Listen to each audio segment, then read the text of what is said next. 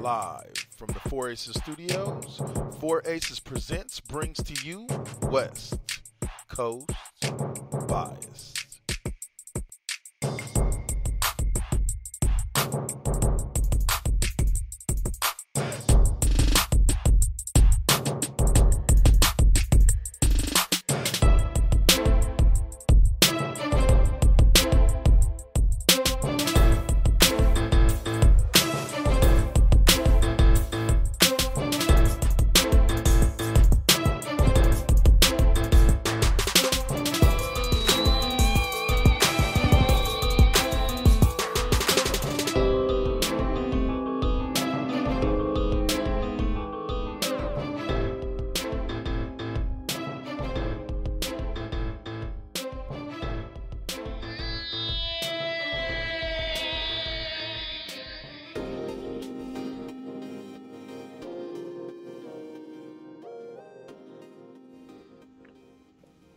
What it is, guys.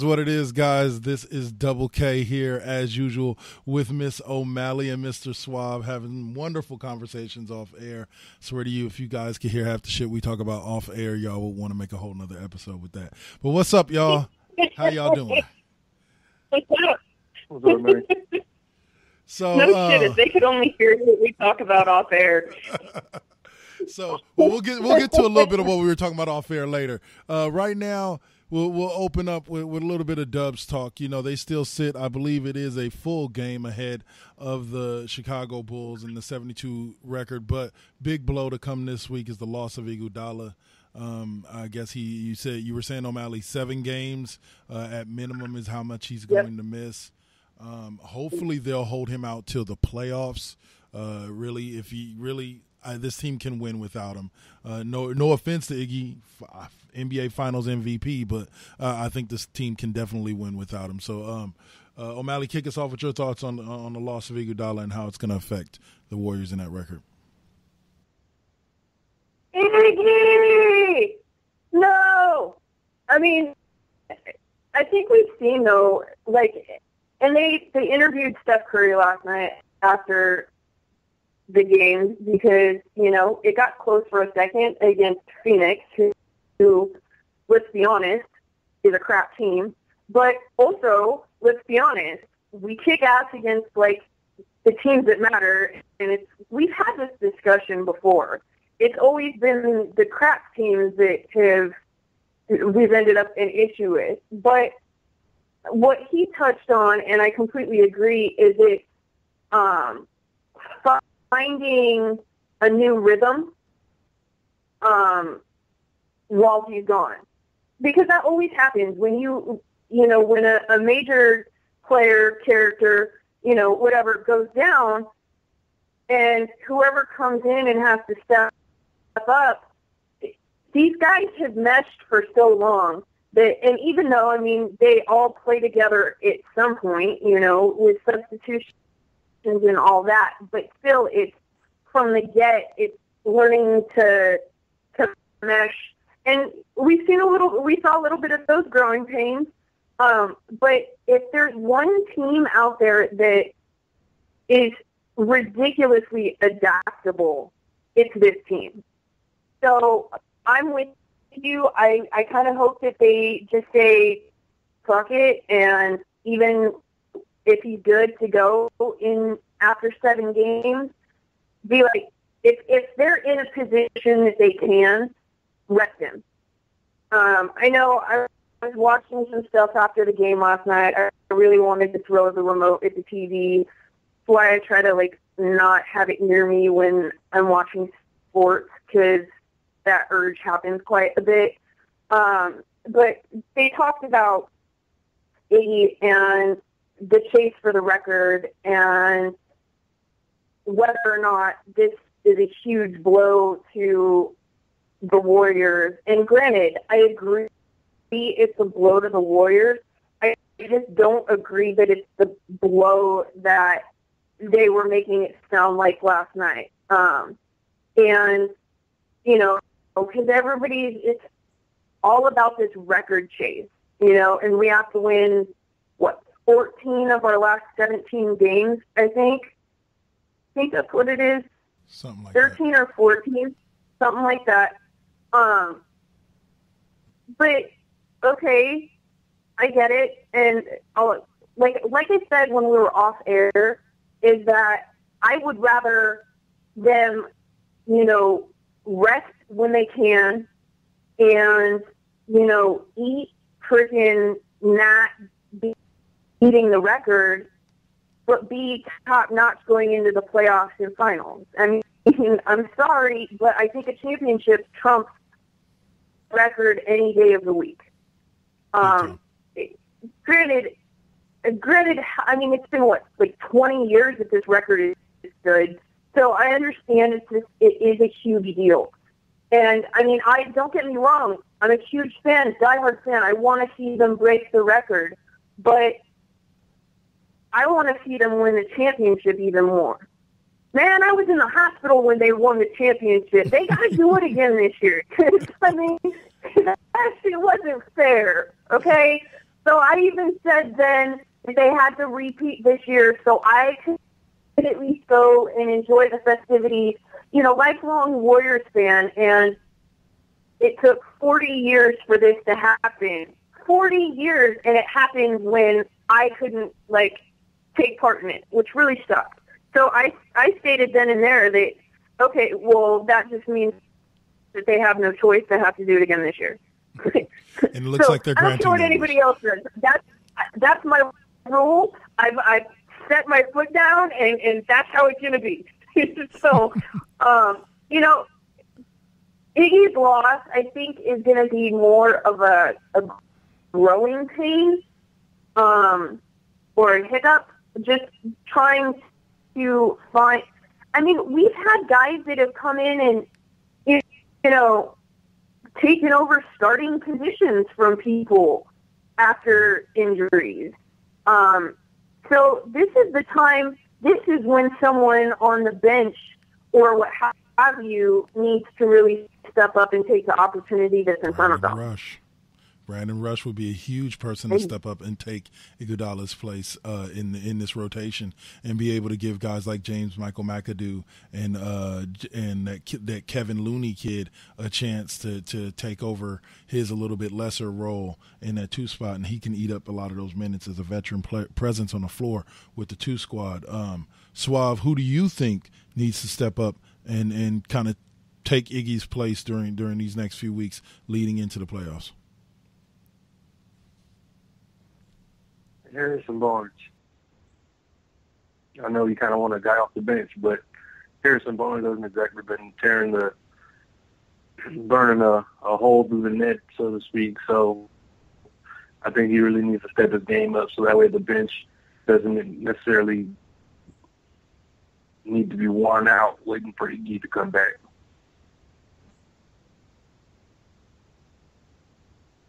I can agree that Barnes is a huge factor in what the Warriors do moving forward. I think if he can step up and eat up some of those minutes as well, along with Rush. Rush is a great perimeter defender as well.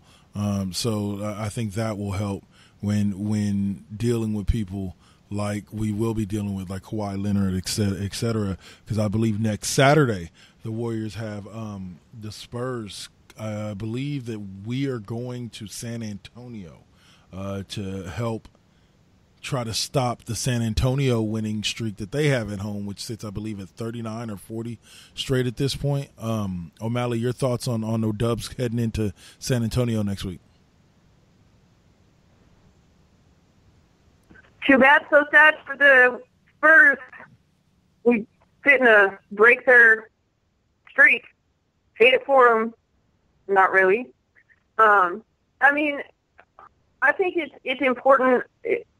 Besides a win, against the Spurs, I think that it's important that being that they are one of the teams that we, are watching for out of the corner of our eye right now, breathing down our necks, so to speak. I think going into San Antonio and beating them there, I think is extremely important.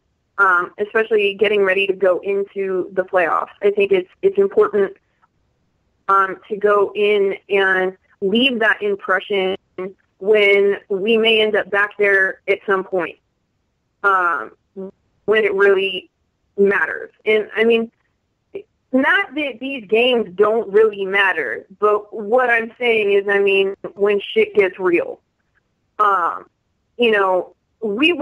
if we end up having to go in there for some round during the playoffs, we want burned in the back of their brains the fact that we came in and we beat them in their house.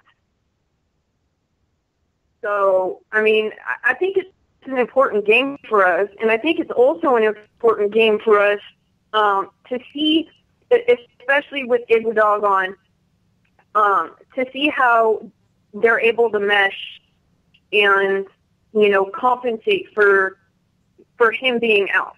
And that's also, I think, going to tell a lot about the teams going forward. And I think that that's one more thing that could add fear to everybody else who's concerned about playing us during the playoffs. Because San Antonio, I mean, is right up there. Mm-hmm. So being able down a major player, being able to go in there and beat them at home, kill their streak, crush their spirits, demoralize them, something. I mean, I don't care even if it's by 1 point. Being able to go in there and do that is a huge statement, not only to the West, but to all of, it's the East needs to be afraid too, because, I mean, I think, are pretty sure at this point that someone from the East is going to be playing the Dubs in the championship. So, I mean, it's one of those, I think a lot more people other than just Dubs and Spurs fans are going to have their eye on what happens in that game. Well, the Dubs at this point sit 3.5 games ahead of the Spurs. So, Suave, tell us what you think. How big of a victory would it be for the Warriors to not only break the Spurs' current 32-game home winning streak, but as well effectively end any chance that they have of even tying the Bulls' record of 72-10, being that the Spurs sit at 10 losses already. So a loss to the Dubs prior to, let's say they don't lose till then, a loss to the Dubs will drop them out of the race for that and also give them their first home loss. So, Suave, your thoughts on that? I think it's huge. I think the Warriors need to prove to San Antonio that they can win on their court. San Antonio fans will say after the Warriors beat them in San Antonio that it doesn't matter because it's not the playoffs. But I think that, while the Dubs played the Spurs hard a couple of years ago, they know that they probably, for all intents and purposes, should have won that series. It's a different time now, and while I'm comfortable with the confidence that Warriors will go into a series versus San Antonio, you still gotta get the monkey off your back, so to speak. So I really think that the Warriors would like to go down to San Antonio and not only in the streak, but prove to the Spurs that, the home court for them will not be safe when it comes to the playoffs. Yeah, and I think it's definitely huge to go in and strike a blow to the psyche of the Spurs and them thinking, we've heard talk and tweets out of the Spurs camp from Tony Parker, can't wait to play the Dubs again. You heard Manu Ginobili, we're going to come in a lot stronger next time. To an extent, kind of downplaying the Warriors' not only consistent winning, but they're winning over the Spurs as well, and pretty much at 19-1 versus the top teams in the NBA today. The Warriors stand to run through the playoffs. We could be looking at a team that does win 16 straight through the playoffs to win an NBA title. I doubt it will happen because you just don't see that nowadays. At least every now and then somebody's going to take a loss. But this Dubs team is a team that I can't say anything other than woohoo, yay, hey. the Warriors have just won the division title today. I don't know if you guys got that message on your phone, but I know I did. The Golden State Warriors have clinched the Pacific Division with a lot of games to go. They will not. Yeah, they will not. By virtue of Cleveland's victory over the Clippers today, the Dubs locked down the division. It's only March, guys. I know we end in early April, but your thoughts on the Dubs clinching the division? This is literally March Madness. This is my kind of March Madness, you know? I mean, it's a wonderful time to be a Dubs fan. Yes, it is. Yes, it is. I mean, I don't really know what to say other than that. I mean, other than this team is they're amazing. They're simply amazing. They really, I mean, wow. They played amazing last season. But the fact that, I mean, they've even improved so much over that is just, I mean, we seem at this point, every game almost, we're watching another piece of NBA history. Yep. Pretty much. I mean, so it's a pretty cool thing. I'm going to throw... I mean, if you're a Dubs fan, if you're a Clippers fan, you're probably stuck. I'm going to throw a big number out there at you guys, and I want you guys to kind of give me your opinion.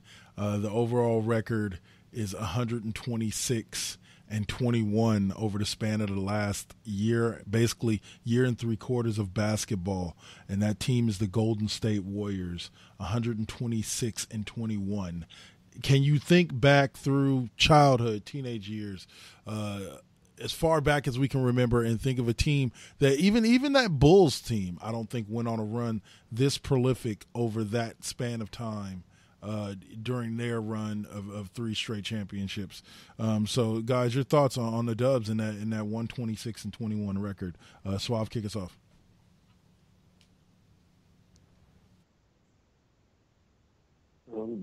Great time to be a Dubs fan. not much else you can say other than that. You know, I mean, we paid our dues for 40 years. You know, we had glimpses. You had Run TMC for all of 2 seasons before they destroyed that for Billy Owens, who turned out to be, I'm sorry, Billy, but you turned out to be pretty garbage compared to what they thought you were going to be.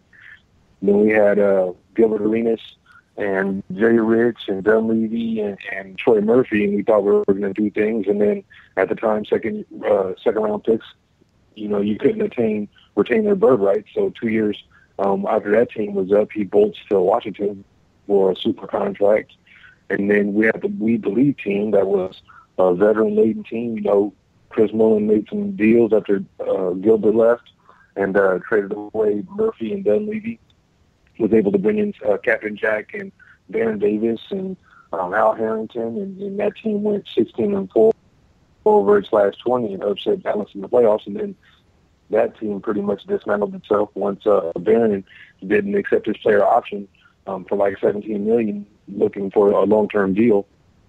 So, you know, we've had glimpses, you know, and then, you know, I almost forgot to mention the Chris Webber team that, you know, Tim Hardaway was injured, and that team still went on to win 54 games, only to get beaten by a Phoenix Suns team that was destined to go to the finals. So, you know, it's just a great time to be a Dubs fan. It just goes to show for any team that's down on the bottom, at some point, your franchise will make the right moves. For the Warriors, there was a lot of moves. You know, the owners selling the team, the new owners bringing in guys like Jerry West, Bob Myers, Mark Jackson, then turning around and letting Mark Jackson go and getting Steve Kerr, hitting lightning in the bottle, great drafts, consecutive great drafts.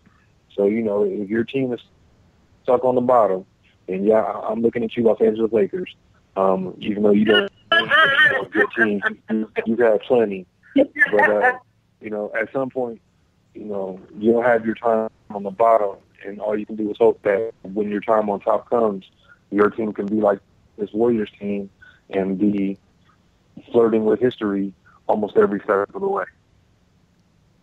For sure. OMalley? all I gotta say is, damn! I mean, it really, I mean, and they're not done.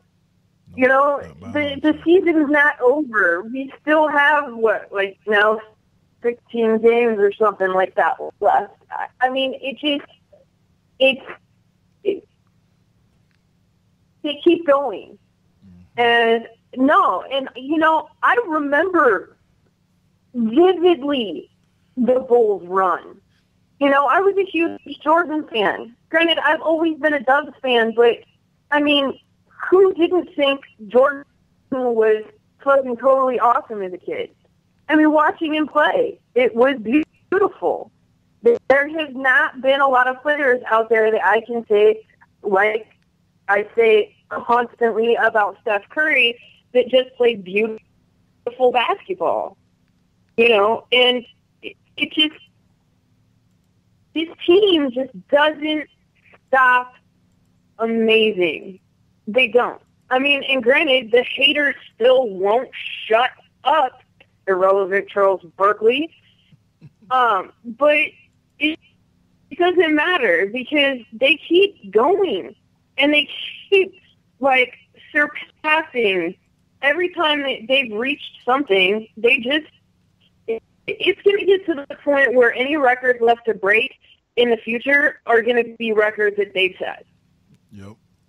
They're tearing down these barriers, and it's funny because, this is a team that so many said wouldn't go far.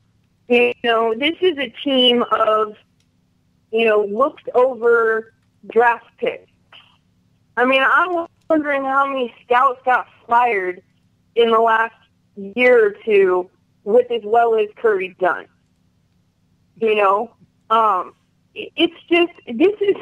It's almost like the book, The Little Engine That Could. I feel like that is, the Warriors epitomize that. They are the little team that could. Yep. I mean, literally in one sense, because everybody talks about small ball and, but figuratively because they just keep going.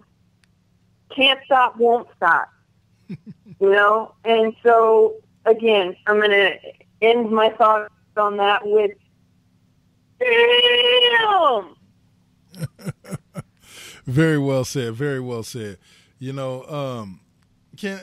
I just sidetrack for one quick moment here? Because I've been wanting to say this in general and definitely wanting to say it on air. This new commercial for the Samsung Galaxy S7 with Lil Wayne pouring champagne on top of his phone is possibly one of the stupidest things I've ever seen in my life. I want to condemn it right now and say, please, if it ever comes on your television, change the channel so people can understand that this is not acceptable. I don't care who you put on the screen. That's phone abuse. I don't care if the phone can withstand it. You should be beaten and never allowed to use a cell phone again. Well, I said the same thing about your rapping skills, but hey, that I just wanted to put out there. Now, guys, the number one seeds for the tournament that begins next week, that is now 68, is set. A lot of the brackets have been set. It looks like we'll be seeing Colorado in as far as for the Pac-12. I believe Cal got in as well. They got in as a number 4 seed. They take on number 13 Hawaii out of the Spokane, Washington bracket. The guys, we have our brackets now. We have our team. So tell me thoughts on which Pac-12 team you think could possibly make a little run here.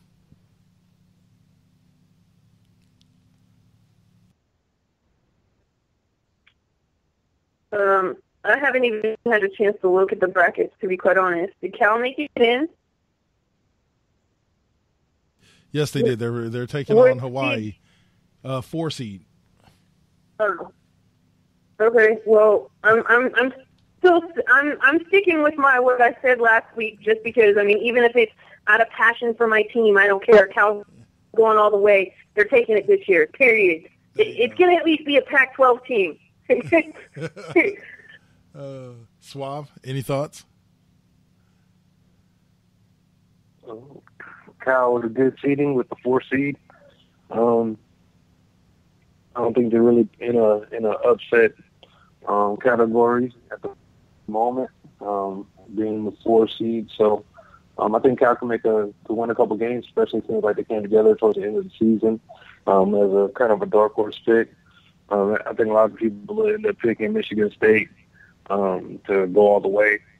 So I think Cal can make a good solid run this year, and hopefully, their 2 stars are probably going to go to the NBA because a lot of people consider them lottery picks right now, as is. So if those guys were to stay another year, which would be a blessing for Cal, because hopefully they could add to that team and really make a stronger push to go deep. I like Cal's chances. Well, I'll say this. Let's give a big round of applause to the Oregon Ducks, who managed to secure the number 1 seed out west. That's one of the rare times. Normally it's Arizona that's up there and grabbing the number 1 seed for the Pac-12, as considering that this conference, despite the lack of respect that it gets for both football and basketball, perennially has at least one team that's up there in that number 1-2 range almost every year in the NCAA tournament. So congratulations to the Ducks on being that one team this year playing out of the Western bracket. All right. So well, Arizona shouldn't be surprising. I mean, they are a basketball school, and they've consistently been up there. But I mean, as far as the rest of it goes, yeah. I mean, the Pac-12 doesn't get respect in either basketball or football, and which I think is absolutely ridiculous, because I think that the Pac-12 is just the greatest freaking we're just the greatest, period. So everybody else can just go eat it. Suck it. Yeah. I can agree 100%. You even I held back on that. I wanted to say something else. Yeah, we kind of got to censor ourselves to an extent around here. I know. Things like fuck UFC, that's perfectly acceptable to say. I can understand that sentiment and that heartfelt, thing there. So I can gladly say fuck UFC multiple times, on the show, and I would hope that we wouldn't get fuck UFC out of our mouths. That would just be a great thing. Anyway, so. Is this the new drinking game? Drink every time you hear fuck UFC? and y'all will be college drunk by the time I am done. We will all have a good old time. All right, so let's take that first commercial break, guys, and then we'll come back, do those opinion pieces, and then get into that Raiders free agency since they've decided to be big players this year and go after a lot of the top free agents. So you're listening to West Coast Bias right here on the 4 Aces Network on Spreaker.com.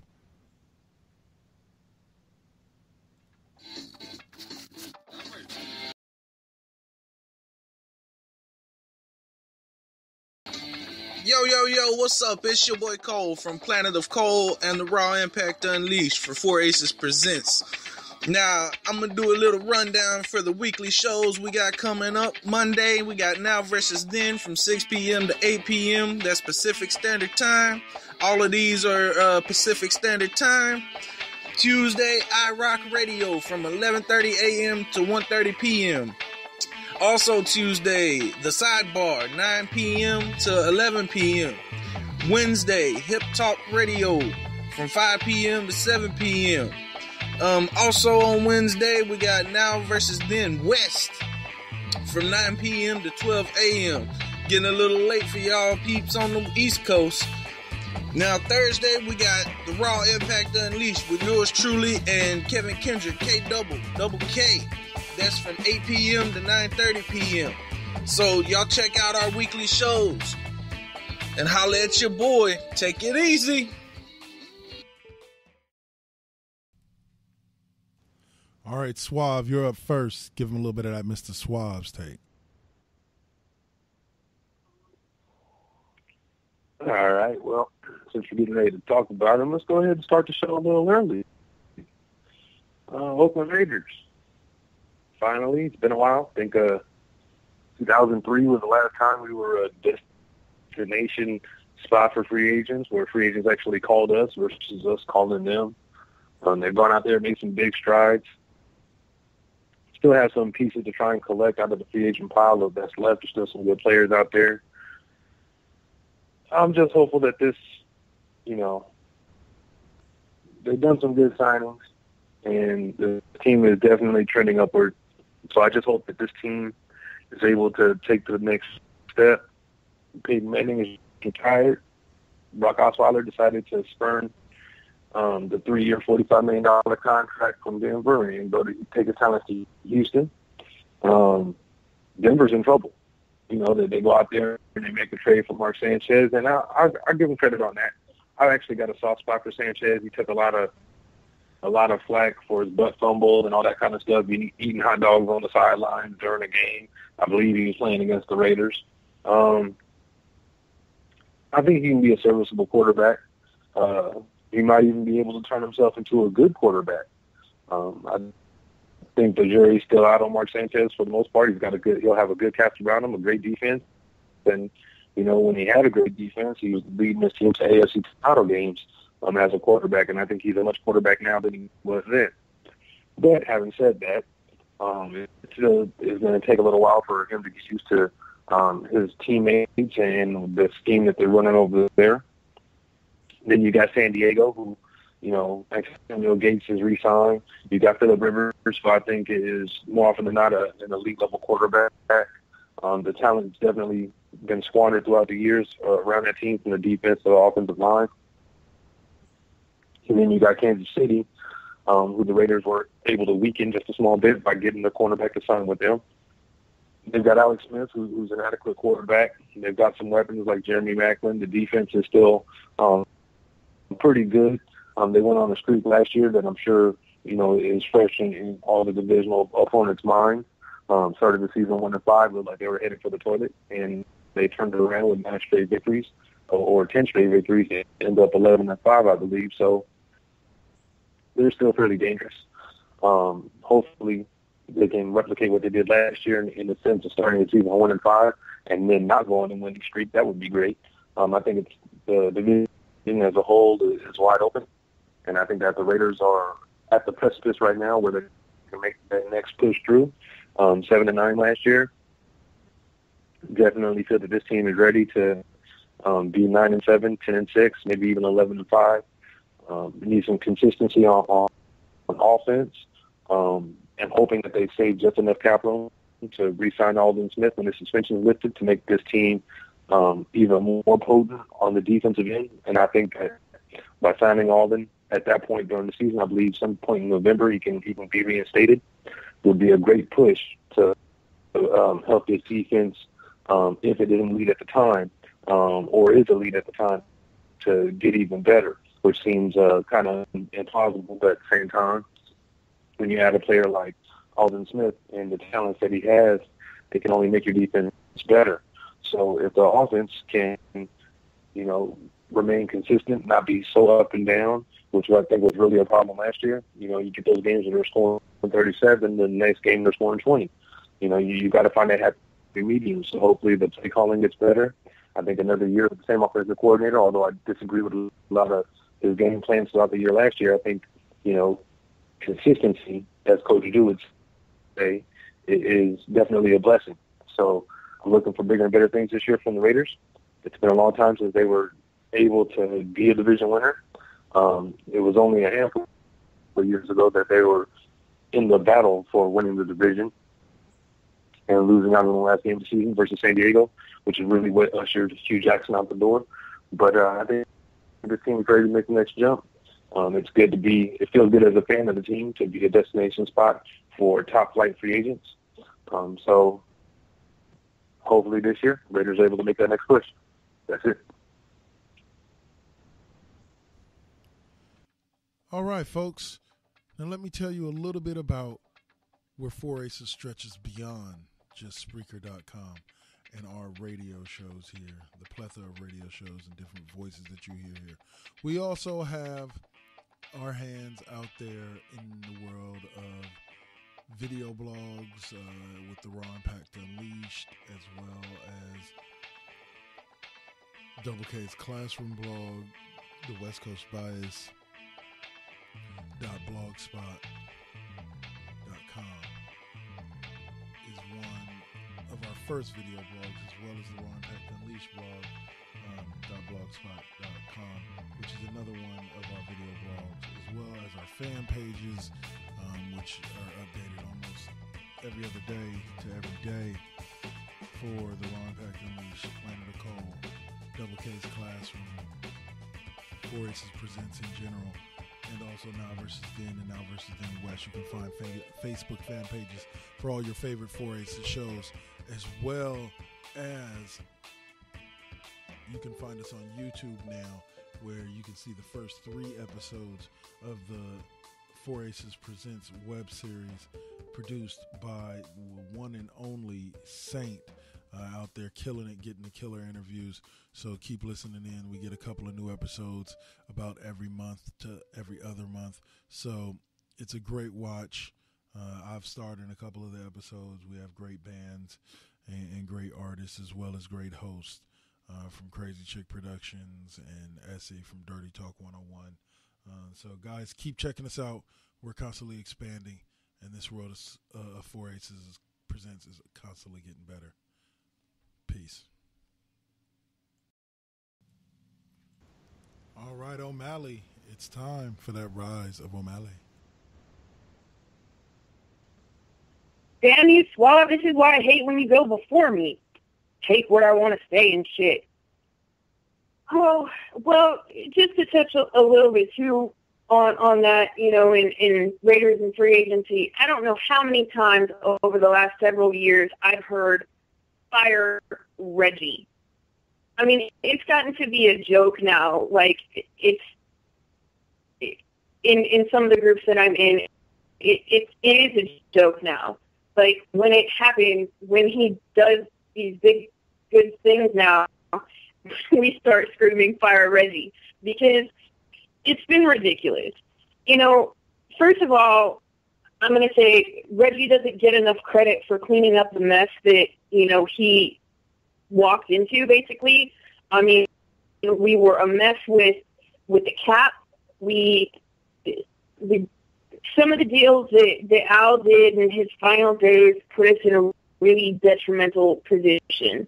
So it took him a little while just to dig out of the hole. Now, granted, the whole Dennis Allen, I'm going to, look past all of that. But the last couple of years, we've had phenomenal drafts. We've had some of the best draft classes, I have to say. But people have not been very excited or very happy about what Reggie has done in free agency. Well, first of all, Reggie's playing it smart. He's not going to go out and get himself or the team into, trouble like it was when he came in. He's playing it smart so that we're on good terms right now, and the contracts we make now don't bite us in the ass in a few years, like happened to several of the teams who have gone out and, they only needed a few pieces and they went and overspent on those pieces. Those pieces didn't take them where they needed to be, and then in a couple years they were right back in the same situation. They were in cap hell, and so he has, I think, really played it smart. And also, people have to remember that, at least especially since Al died, because when Al was alive, sometimes just him being Al Davis could get a player to come play for the Raiders. But afterwards, I mean, we hadn't been doing so well. Now, like Suave said, players' agents are actually calling us instead of us out there begging players, which is an amazing feeling. Reggie said it feels nice for once to be the one being called and not having to go and beg.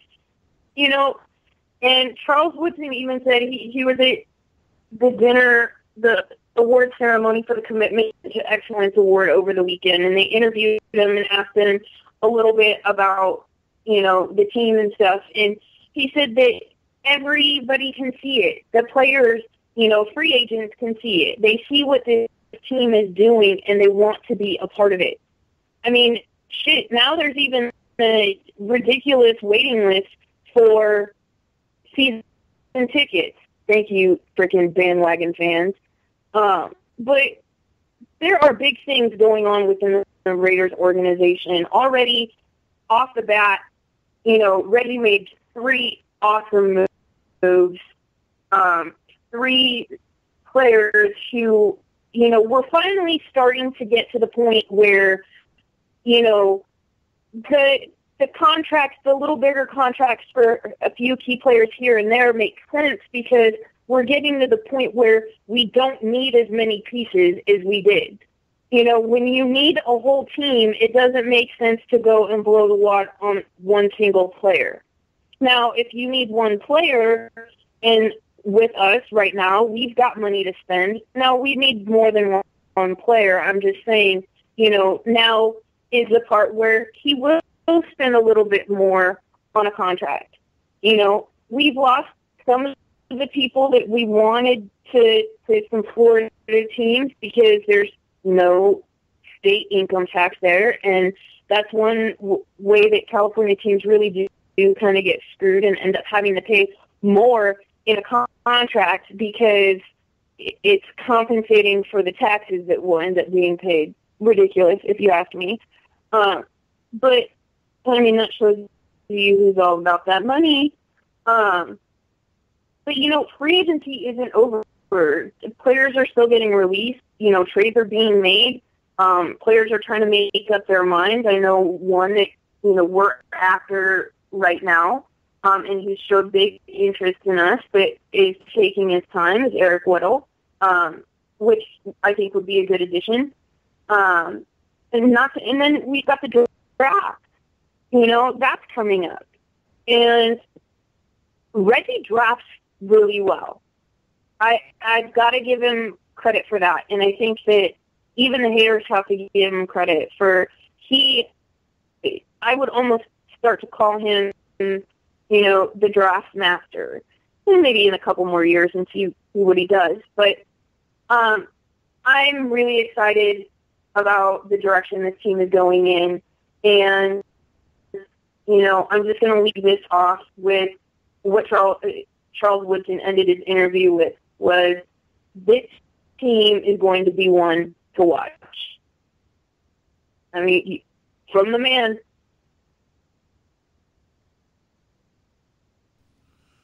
What's up, world? This is Double K here from West Coast Bias, otherwise known as K Double from the Raw Impact Unleashed as well. I'm here to tell you about the weekly lineup for 4 Aces Presents here on Spreaker.com. Mondays, we have Now vs. Then at 9 p.m. Eastern, 6 p.m. Pacific. On Tuesdays, we have iRock Radio, 11:30 a.m. On Wednesdays, we have Now vs. Then West, coming on at 10 p.m.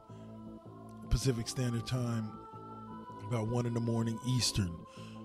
On Fridays, we have Revolving Door episodes, or Revolving Door Fridays as we call it, as it's Double K's Classroom and Planet of Cole, giving you your weekly doses of entertainment value. Then on Saturdays, we have the Trollgazer Gaming Show featuring James B. and Randy. You be sure to listen into them because they'll be sure to make you laugh. And on Sundays, as usual, we have West Coast Bias featuring the amazing one OMalley, Mr. Suave himself, and Double K, and every now and then the one and only Coach, The Duel. So be sure to keep listening in to 4 Aces Presents right here on Spreaker.com. Peace. All right, and if you were listening in a little earlier, we had a live from Comic-Con, from Sacramento Comic-Con, episode of MVT West with the Saint interviewing couple of big names. Why don't you go ahead and check that out after you get done listening to this episode of West Coast Bias. So, guys, you guys kind of O'Malley got mad at Steve for snagging her subject, but I'm kind of mad at both of y'all for covering it all. There's not really much left of the Raiders free agency for me to cover.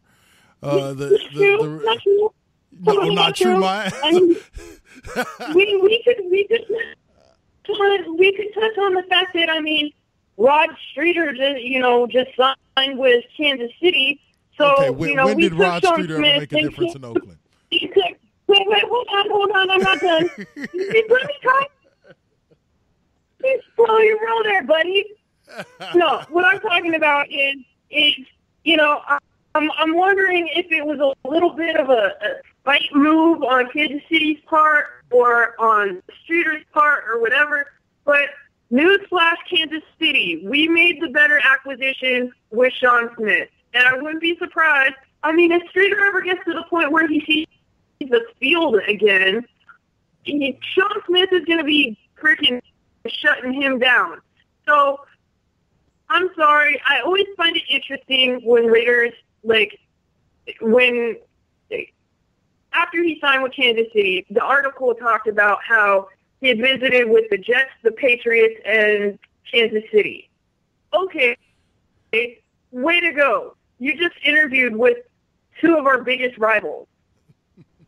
And I just always find it interesting because sometimes it really does feel like it's out of spite.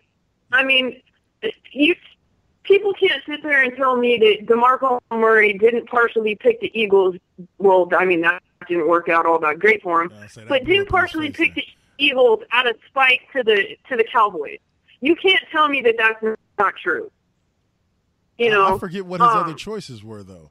Well, who else was offering him that kind of money? No, he did have other choices. Oh, I'm not saying he didn't. I just don't remember any of the other suitors as far as which teams it was.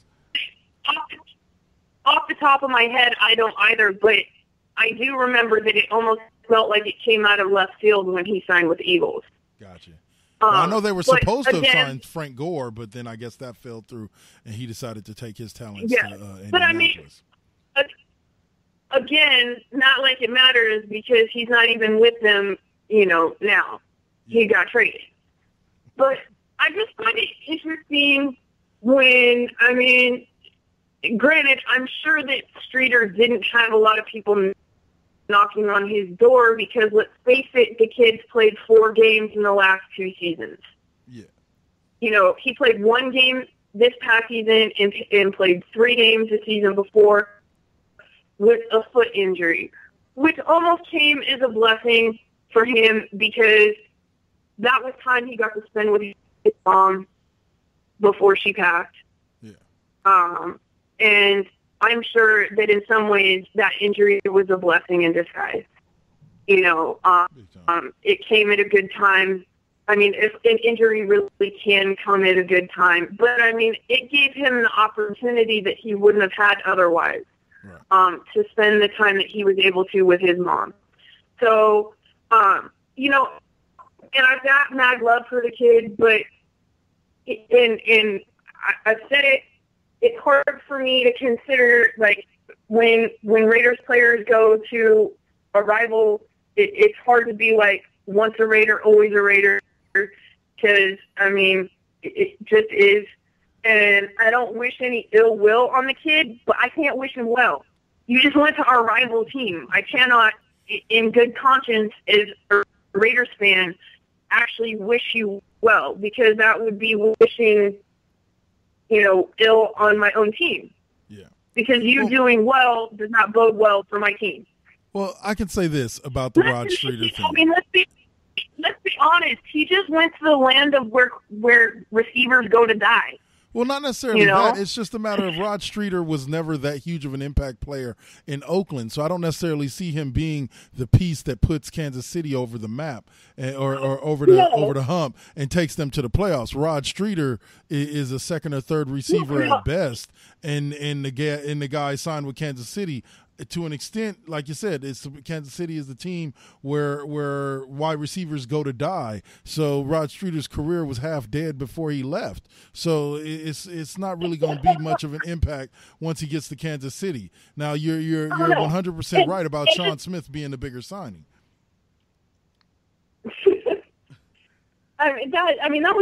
That definitely was a big deal for us. But and like I said, I don't wish ill will on the kid. He did have a couple of good seasons.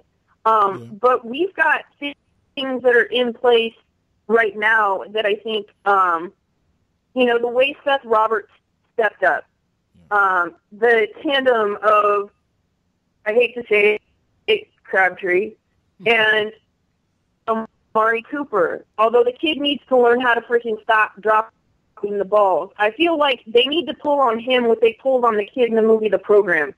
Like, he's got to carry the ball around with him, and he better have that ball in his hands when he gets to practice.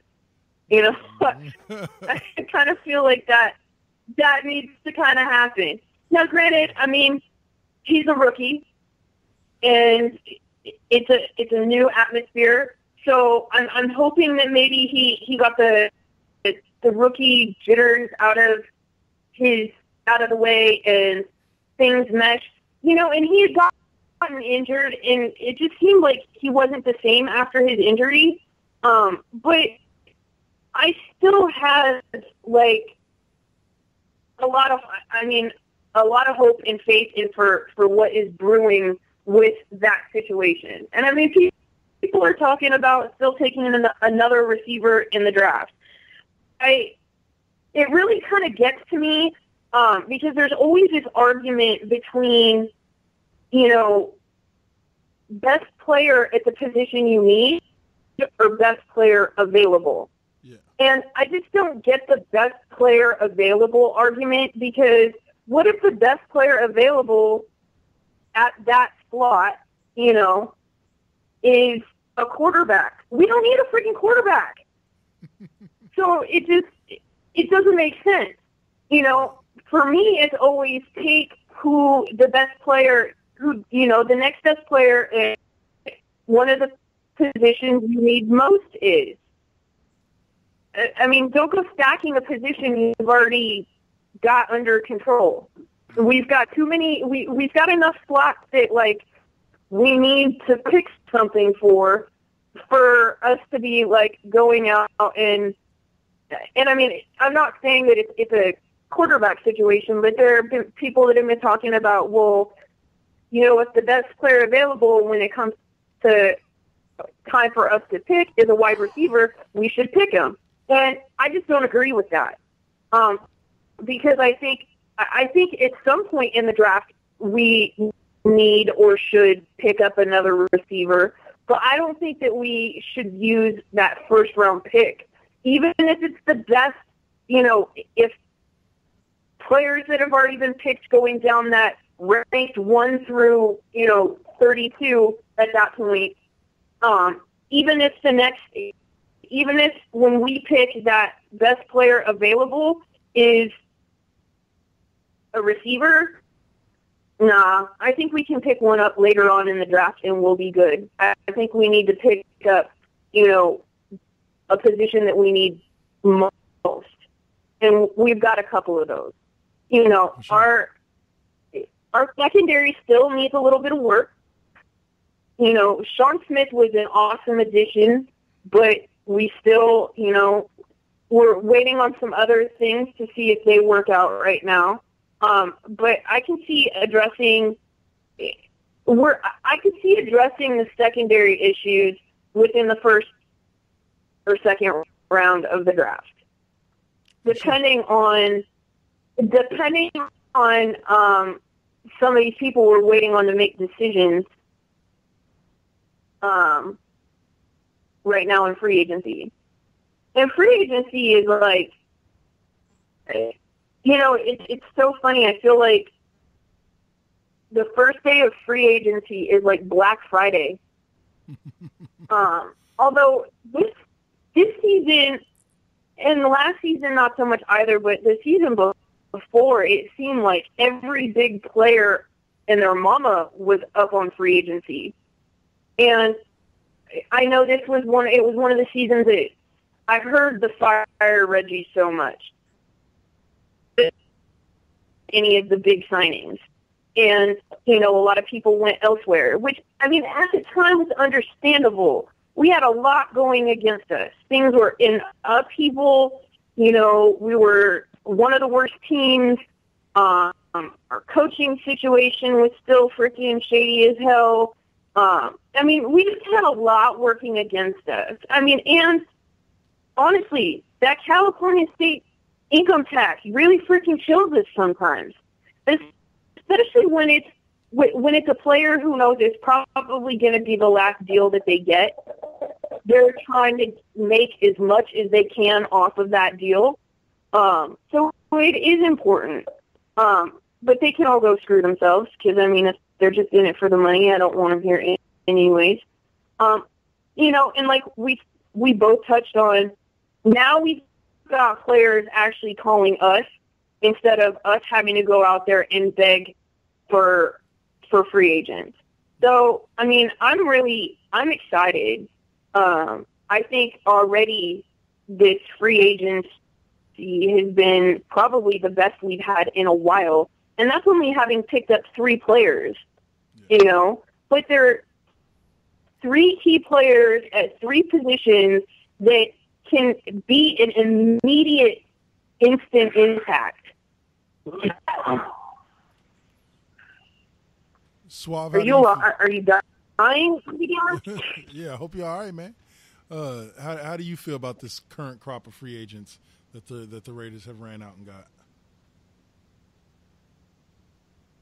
Well, they went out in the second positions of need. They beefed up the front 7 with Bruce Irvin. They beefed up the secondary with Sean Smith, who's going to come in and instantly be our number 1 starter.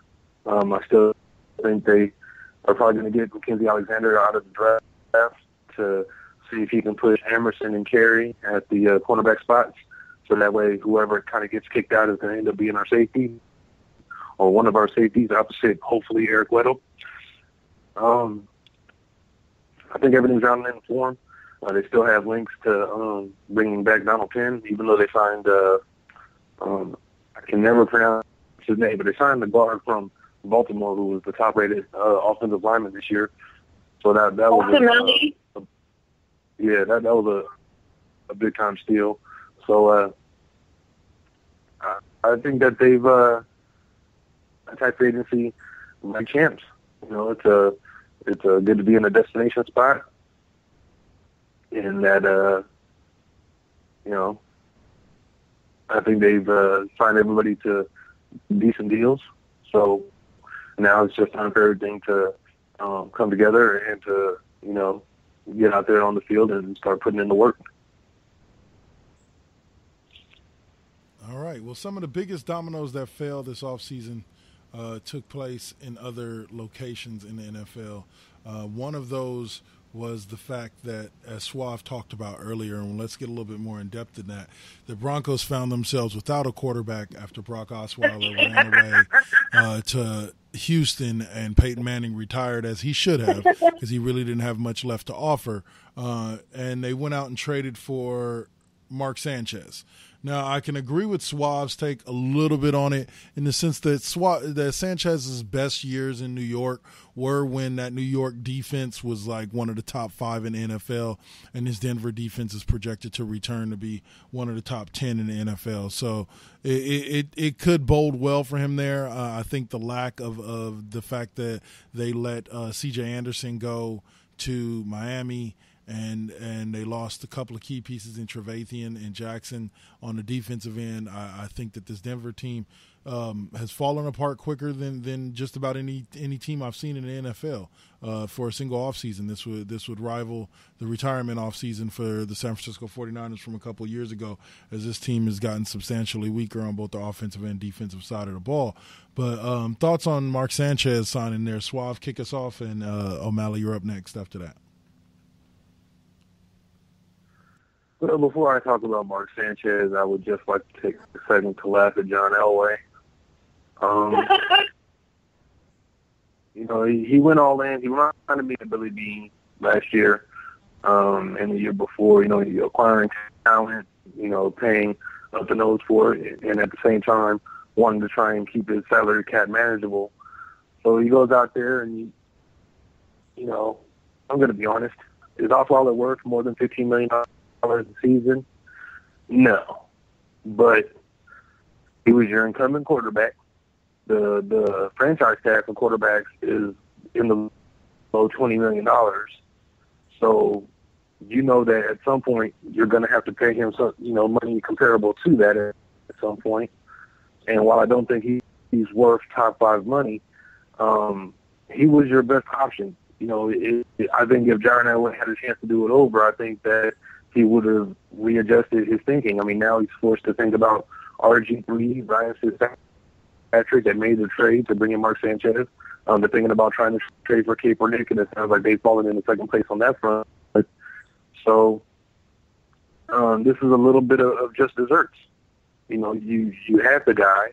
You could have franchise tagged him and worked out a deal later that would have minimized his cap number, but you thought you knew better. So I do find it interesting that Osweiler chose Houston over Denver. I think it speaks a lot about how John Elway's running that team. And I think that Mark Sanchez can be a serviceable quarterback. I think he can end up being a good quarterback with a good defense behind him.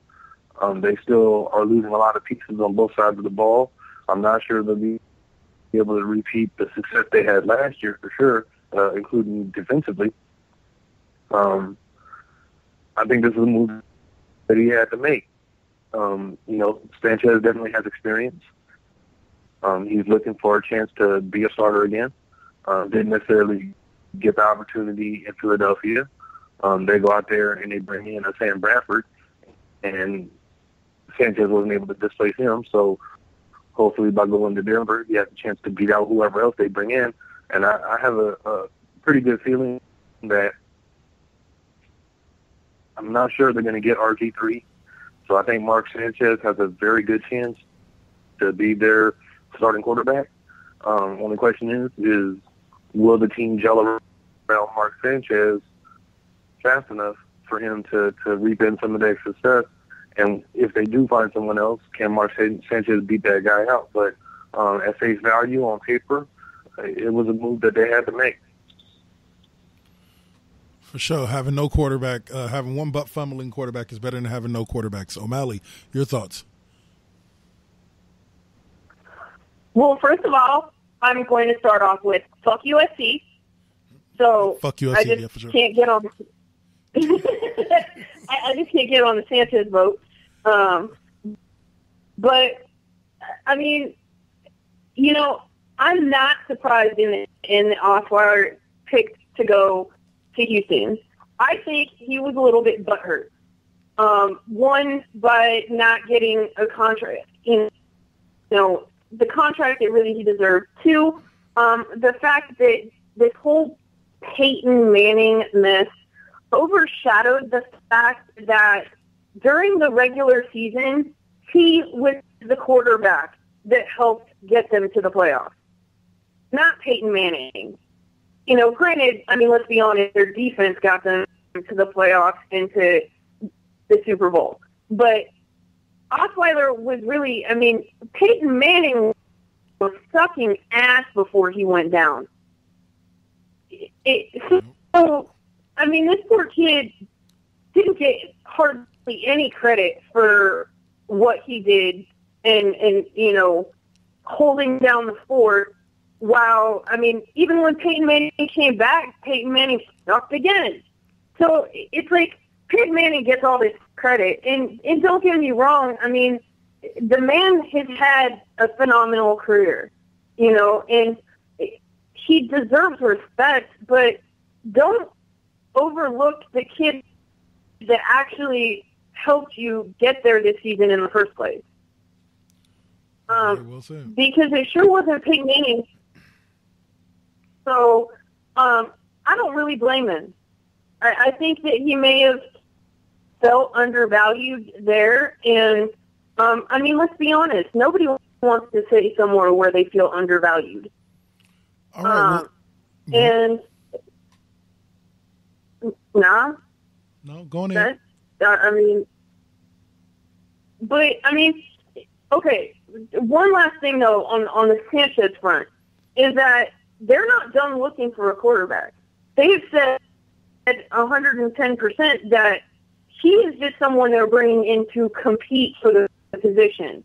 So they are not done at all looking for another quarterback.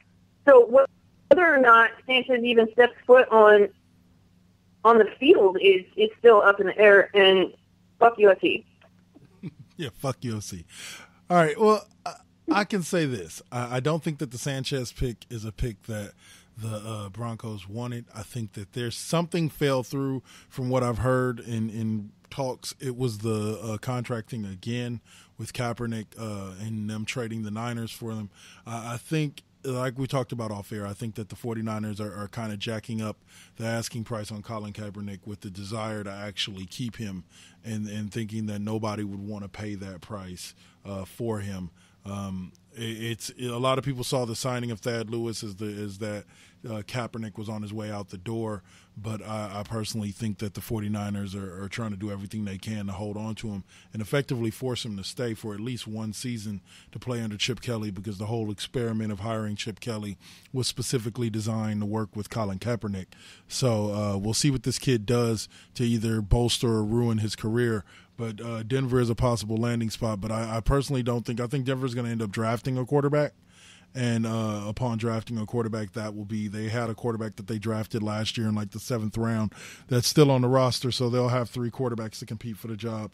But with Sanchez having the most experience, unfortunately for him, against the defenses that he'll be facing in the AFC West – I think he will be the starting quarterback for the Denver Broncos, barring a trade for someone like a Kaepernick or something like that. But Suave, your thoughts on this back and forth that's been going forth? They've been talking about the Browns now recently. One of the issues I'm having directly is that none of these quotes or comments are coming directly from Kaepernick. They're all coming from his agents or coming from unknown sources. But supposedly now he's interested in the Browns. I've always said trade him and that number 7 pick to the Browns for that number 2 pick and guarantee that you pick up the Cowboy Jared Goff that fits well into the system. But we'll see how that goes. Suave, your thoughts on the Browns Kaepernick marriage? Hugh Jackson believes in Kaepernick. A lot of people thought that, well, if you like Kaepernick so much, he should have, signed on to be their head coach. But the Niners were quick to point out he wasn't offered a contract at the time. Cleveland has a lot of holes, but I think that Hugh Jackson is a great offensive coordinator, shown by, how well the offense has been able to play in Cincinnati while he was there after he was let go by the Raiders, and working his way back up to offensive coordinator in Cincinnati. I think that Kaepernick wants to go to a place where he feels wanted. I don't believe he feels wanted in San Francisco anymore, regardless of everything he was able to accomplish in the past, and good or bad. I think that right now it's a lot of wrangling on 2 fronts. They say that, the compensation's been pretty much agreed to. It's just kind of working out the particulars of redoing Kaepernick's contract. I have a feeling it's going to be some type of conditional pick. If it's a 2nd-round pick, I'd be highly surprised. I'm thinking more like a 3rd-rounder, or it could be a 2nd-rounder with very strict conditions regarding his play, which probably could drop it down to a 5th, 6th, or even a 7th-round pick. That's how I would approach it, or any team that were trying to get Kaepernick. I wouldn't just give a pick away for a player who hasn't shown the ability to sustain his career. It's an interesting time for Kaepernick. I think that he wants to definitely get away from San Francisco. I think he not only burned bridges and vice versa with management, but I also think he lost the respect of his locker room, not just with his play, but with off-field antics that have gone on between him and Alden Smith. And I think that him going to Cleveland would be a good move for all concerned. I think the Niners need to move away from Kaepernick because at a certain point they stopped believing in him, and that might be due to his play. It could be due to the off-field stuff. We'll never really know until somebody writes a tell-all book 20 years from now. But I think he can do well in Cleveland. A quarterback like him, if the offense is built around him properly, hopefully you'll have a Josh Gordon to play with at some point. They just lost Travis Benjamin, so it's definitely going to be interesting. He can do a lot, better than Johnny Manziel was going to do now that he's been released. So Cleveland needs a quarterback. They don't really believe in McCown, and I think Hugh Jackson is the right man to beat Kaepernick back to being a serviceable quarterback. Well, I can say this much. At this point in time, if they think they're going to get Kaepernick for a future pick, I think they're it's going to be some kind of pick that's going to be this year at this year's draft, or they're not going to get him at all. I think it's one of those things where these are the main reasons why I believe that Kaepernick will start the 2016 and maybe even end up like RG3, sitting on the bench for the entire 2016 season and still being a 49er throughout the 2016 season. I think this team has zero desire to let him go, whether he wants to be there or not. And I think that, like I said, if he's not going to turn his attitude around when they went out and showed that they have full faith in him by going out and getting a coach specifically for him, despite him not starting the last 8 games of last season, then this kid needs to be sat on the bench and needs to basically effectively, I've called for it multiple times, I'll call for it again, ruin his entire NFL career. Just ruin it. Because at this point, even if Cap goes to Cleveland, he's still got a lot of work to do. He would be better served to stay in San Francisco for another year, show that he can play, show that he can make the adjustment, show that he can bounce back from all the negative that happened over the past 2 years, and then show that he's a winner, then ask to be traded where max value can be gotten on all sides for him. But the San Francisco is not going to let him go without getting proper value for him. So if Cleveland is giving up picks, it's probably this year, a pick this year, 3rd or 4th round pick this year, and picks next year. But I doubt it's just a conditional pick for next year. We'll see where that rolls. OMalley, your thoughts on the Cap Brown situation? Well, I mean, it would behoove them and him to even, keep him until at least like OTAs and training camp and things where he's actually able to have a chance to work a little bit with Chip Kelly and to see what the situation, how it starts to mesh there. Because, they can always let him go or try to trade him after the fact. Yep. There's nothing that says that it has to be done right this second. Very true.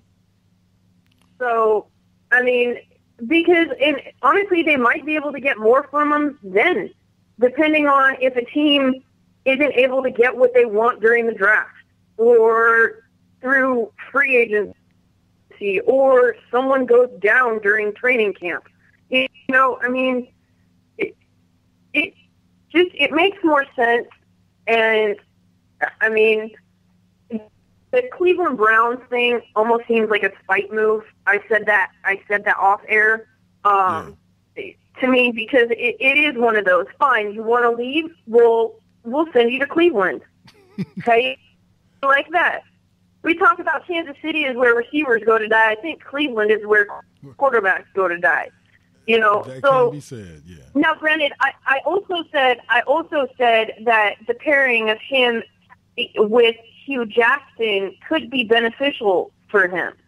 But it's not being a spoiled brat.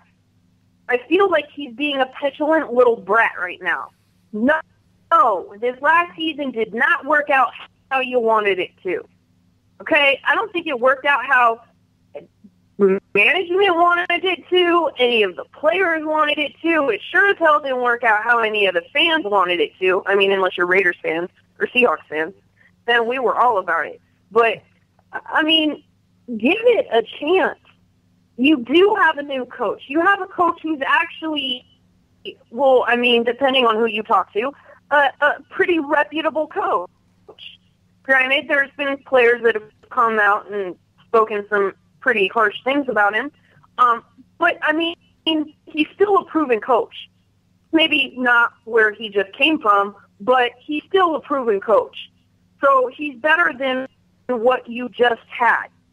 So give it a chance. I mean, last season there was a lot of upheaval. I mean, you went into that season having like 98% of your team retire in the offseason. So just stop being a brat who didn't get what he wanted and just go in there and work your ass off. It's going to require work. And I think that sometimes these guys don't want to have to put in the work. They want the position just given to them. And sorry, Honey Bunch, but that's just not how things go in the big leagues. You know, and if you don't like it, go play baseball. There you go. There you go. Go play baseball, goddammit. Go pick up a stick and play that damn game. No. Well, I mean, he could have. He didn't he get drafted? Yeah, he was a pitcher. Pro. He was a pitcher. Yep. I mean, he's one of several. I mean, Brady was drafted. Yeah. I mean, there are several out there who chose. I think Russell Wilson was too. There are several of them out there right now who chose the NFL life over Major League Baseball. Yeah. But like I said, you know, if he doesn't like it, go play baseball. Yeah. Now, on the last subject, guys. The last subject before we close this episode out, you know, there's been a lot of talk by pro players and college level players about whether or not they would allow their children to play football at the young ages of, say, peewee, et cetera, 8, 9, 10, where they're playing full contact and they're kind of just tackling each other with their bodies. They're not really learning how to properly tackle. They're just basically kind of throwing their body and their heads around at each other. I heard once on Mike and Mike, I forget the athlete who he was, but he said he would allow his children to play flag until they were 13, 14, and then they could play full-on tackle. But, guys, your thoughts on kids playing tackle football at age 8, 9, 10, and its long-term effects as far as concussions, et cetera, once they get up to the higher level. Some people believe less hits result in less chance of them finishing their NFL career if they're that talented with something like CTE or even their college career. OMalley, go on and kick us off with your thoughts. I mean, I don't have kids, but I cheered for Pop Warner for 4 years, coached it for 4 years. I'm all about some Pop Warner football. I know that there's a lot of question about how, you know, all this stuff now, but I mean, kids have been playing forever, and it's just been now, you know, within the last few years where things have really started to come about. Now, granted, I mean, I saw some horrific injuries. I really did. I saw some, and granted, I was young, so I mean, seeing a little kid who was maybe only a couple years younger than I was getting carted off, you know, I think he broke his back. You know, that is rough. But I also see, now granted, I know that they can argue that it can be done with flag or two-hand touch or whatever, but I've also seen the impact, the positive impact that Pop Warner football has had. I've seen, you know, and De La Salle is a damn fucking lie when they say that they don't recruit. Because one, I went to Condolet my freshman year of high school, so I know a little bit what's going on there. But two, I know of several people who got basically scouted from Conquer Cobras to go play at De La Salle, who would never have had that opportunity had it not been for Pop Warner football. And let's not, I mean, even forget the fact of how many kids it ends up keeping out of trouble, because it's an extracurricular activity that as long as they're out there doing that, they're not out on the streets getting in trouble. You know, it gives them something to focus on. It gives them something something that's bigger than them. It also gives them, for those who don't have a great home life and don't necessarily have active parents, it gives them a sense of family. Yeah. So with all this talk about concussions and injuries and what have you, I think that the benefits of Pop Warner football far outweigh any of that. I really do. Because, I mean, it's just look at how many kids didn't get shot because they didn't get into a gang because Pop Warner football kept them out of trouble. 100%. You know, I mean, so they can say what they want, but it's also easy for people who come from privilege to say that. Yeah.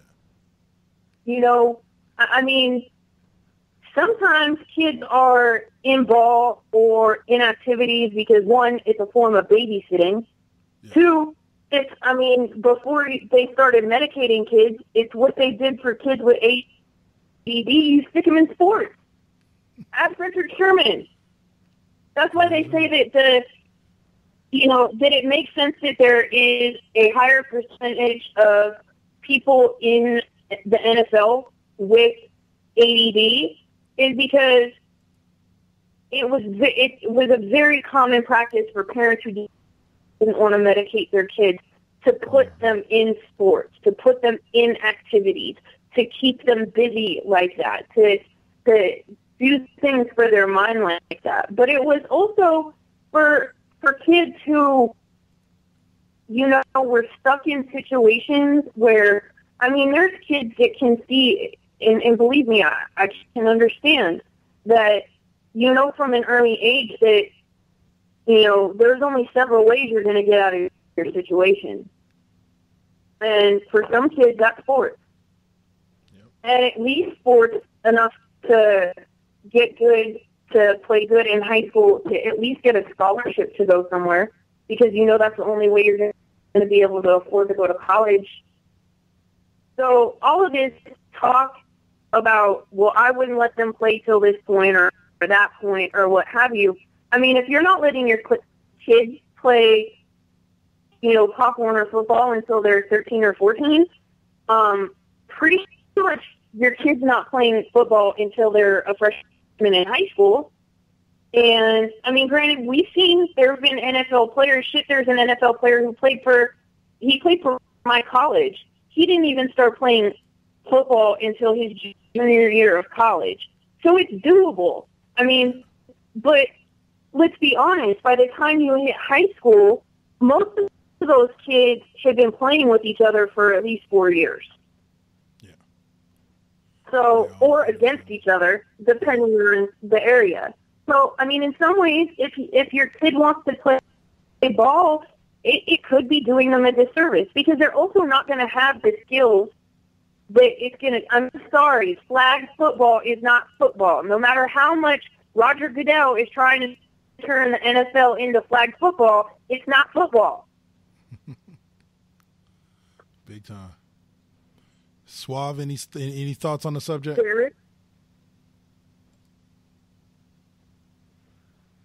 Well, to go along with the kids no longer having contact football, Ivy League schools are also going to adopt a program that they can no longer have padded or contact practices, only contact in the games. And I think that, the NFL is at least attempting to teach people how to play the game properly or how it's supposed to be played, not leading with declining your helmet and things like that.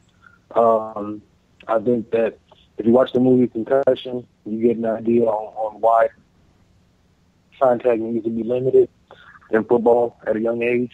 It's not concussions per se, although kids are getting concussions, throughout the years of Pop Warner, high school, and stuff like that.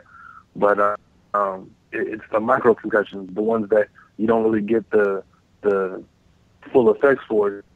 Still a trauma to the brain that leads to things like CTE and death at a young age, the onset of dementia, things like that. So if they could limit in any shape, way, or form those type of micro concussions, I think it's a good thing, especially as we learn more and more about the effects of CTE and are trying to find ways to prevent it. So I think that it's a good thing.